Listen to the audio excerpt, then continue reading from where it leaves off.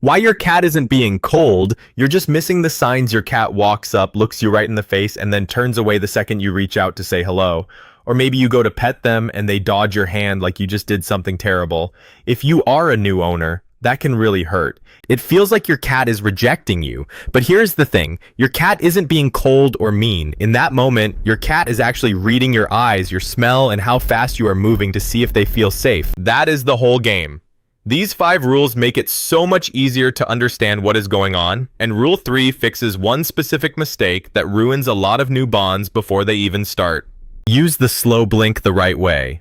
Have you ever caught your cat looking at you from across the room and you just kind of froze? Most people either stare back or get really excited and start talking, which sounds harmless to us, but to your cat, a hard stare can feel like a lot of pressure. The slow blink is very simple. You just soften your face, keep your body calm, and close your eyes slowly for a second before opening them again. Don't squeeze them shut or make it dramatic. Just keep it soft and easy. Think of it less like you are trying to get a reaction and more like you are showing your cat that everything is okay and nothing bad is about to happen. Your cat pays a ton of attention to tension, so things like your eyes and even the shape of your face really matter. When you stare straight at them without blinking, your cat might see that as a threat. But when you blink slowly, you lower that pressure and make the whole moment feel softer. Studies on how animals behave found that cats were much more likely to walk up to people after getting this relaxed signal. It is a tiny move, but it changes the mood instantly. Here is exactly how to do it. Turn your body a little bit sideways. Instead of facing your cat head on, keep your shoulders loose and look at them with soft eyes. Then blink slowly once or twice and just wait. That is the part most people skip. You have to wait. Don't lean in, don't say their name 5 times, and don't shuffle closer because you want them to love you faster. If your cat blinks back or just stays where they are with a relaxed face, you are doing great. Some cats won't come over right away, and that is totally fine. Your cat might answer you later by sitting a little closer or just choosing to stay in the room with you. That still counts as a win because trust always starts small. But eye contact is only one part of the language, and this next part is even more basic. Before your cat ever wants to be touched, they usually want to check your scent first. Let your cat do the scent handshake. Imagine this everyday scene. Your cat walks over, you get excited, and your hand goes straight to the top of their head. Then your cat leans back or pulls away completely, leaving you feeling rejected. It is okay if you have done this because almost every new owner gets this wrong at first, and nobody really teaches you. What is happening is not that your cat hates being petted, but here is the thing, your cat just was not ready for your hand yet. Cats always greet the world with their nose first. Before you try to pet them, offer a single finger or your knuckle right at their nose level and hold still. Do not poke forward and do not chase their face around. Just place your hand there like a warm invitation and let your cat decide if they want to close the gap. This simple trick works beautifully because of pheromonas. That is just a fancy word for the invisible scent signals that cats leave behind on things. These invisible smell messages help your cat decide what feels safe, known, and part of their home. When your cat sniffs your finger, they are checking your information to see where you have been. When your cat rubs their cheek or forehead on your hand right after that, they are actually adding their own scent to you, which means your cat is starting to file you under their safe list. To make this work, keep your hand relaxed and low. If your cat sniffs, rubs, or stays close, you can usually move into a gentle touch. But if your cat pulls their head back, turns their ears, or flicks their tail, stop right there. That moment is not a failure on your part. That is just your answer for that exact second. And once your cat gets to greet you first, touch starts feeling less like pressure and more like a choice. And this nosy greeting leads right into the mistake that trips up almost everyone during petting. Follow the 3-second rule for petting.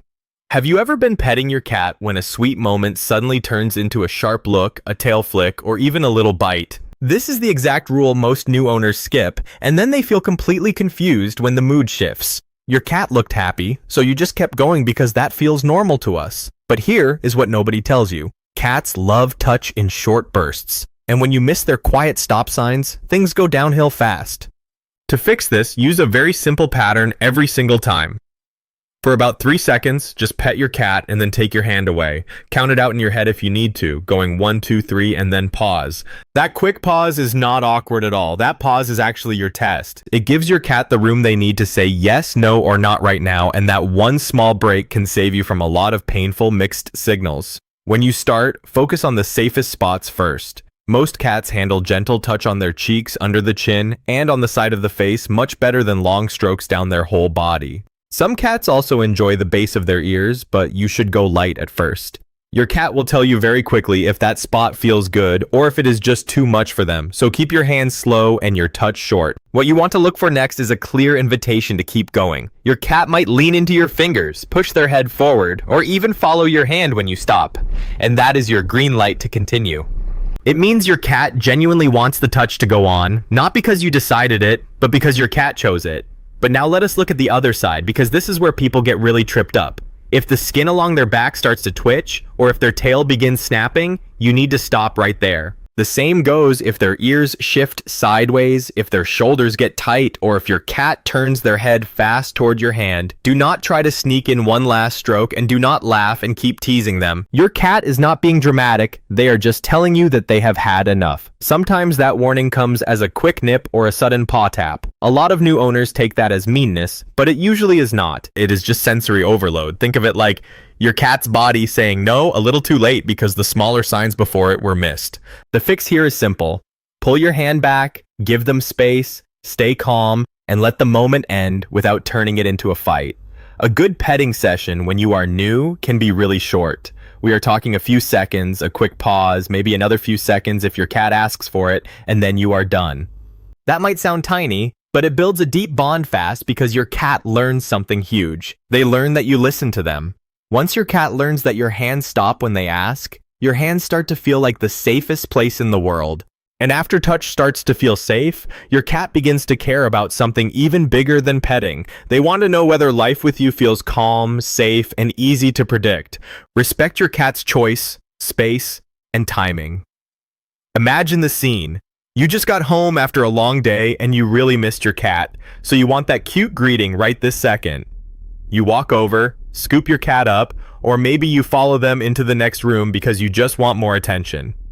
Most of us do this out of pure love, but here is the thing that many new owners don't realize. To your cat, love without a choice can feel a lot like pressure. The truth is that trust grows much faster when your cat knows they can leave, watch from a distance, and come back whenever they feel ready.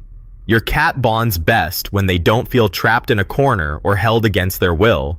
The very second your cat starts looking for an escape route, the bonding stops and their survival instinct takes over. Your cat simply cannot relax and connect with you if their only thought is how to get away. So, the best thing you can do is give your cat a clear exit at all times. Try not to block the doorway when you are together, and definitely don't lean over them when they are in a corner. If your cat walks away, let them go instead of reaching for them again and again. You can just sit nearby and speak in a soft, calm voice to show you are there. If your cat is a bit shy, try tossing a treat a little bit away from you first, then toss another one slightly closer a few minutes later. This gives your cat a way to build up their courage without feeling like they are being pushed. This all ties back to territory, which is really just your cat's sense of place and the spots where they feel safe and in control. Your cat needs their own hiding spots, high shelves, and clear paths through the room where they don't have to worry about you crowding them. When their map of the house feels safe, your cat will move with much more ease, and a relaxed body is exactly where closeness begins. If your cat needs some space right now, it doesn't mean you are doing anything wrong or that they don't like you. It just means your cat is warming up on cat time instead of human time, and that is completely normal for them. If you give them that space now, your cat will often come back to you with even more trust than if you had chased after them for a cuddle. Once your cat sees that your home is safe and your pace is fair, the real love starts to grow through the little things you do every single day.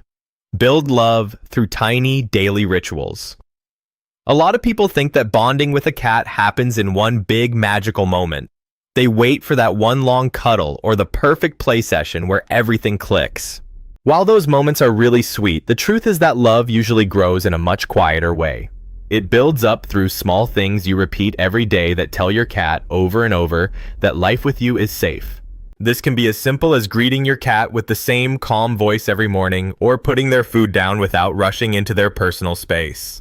Maybe it is a 5-minute play session in the evening or just sitting in your usual spot while your cat hangs out nearby.